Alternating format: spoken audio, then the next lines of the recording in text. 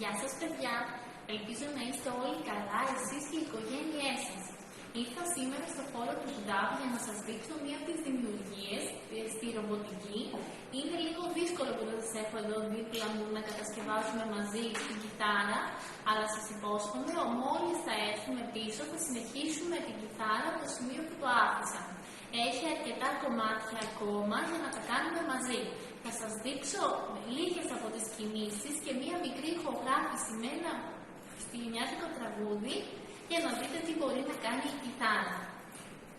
Όπως θυμάστε, πρέπει να χρησιμοποιήσω το κινητό μου για να μπω στην εφαρμογή του Lego και για να κάνουμε τις διάφορες κινήσεις. Η κιθάρα αποτελείται από τις χορδές και την πένα, η οποία είναι αυτή η κατασκευή που έχει γίνει εδώ στα αριστερά. Η κιθάρα μπορεί να πάρει διάφορες κατασκευές. Ένα λεπτάκι να ανοίξουμε την κιθάρα.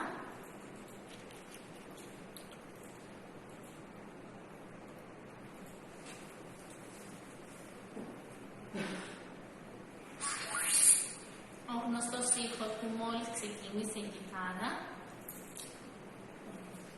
Λοιπόν, συνθέτω τα κομμάτια του προγραμματισμού για να ακούσετε τους ήχους που βγάζει η κιθάρα.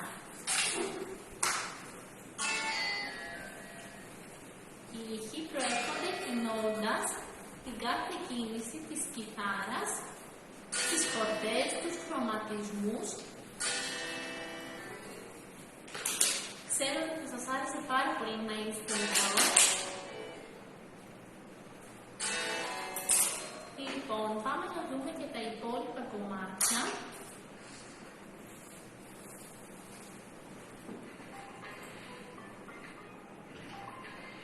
Ακούτε το γνωστό ήχος της Lego.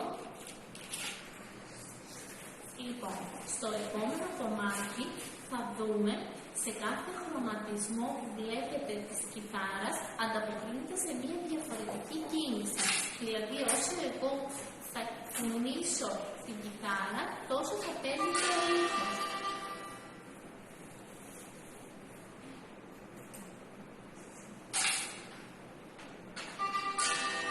Βλέπετε, καταλαβαίνει τους χρωματισμούς και αλλάζει η μουσική του.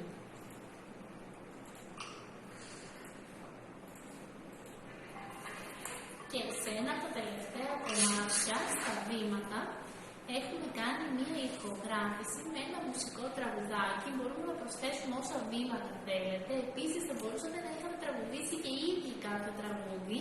Και σε αυτό το κομμάτι θα ακούσουμε το Ρουντόλφ το ελαφάκι.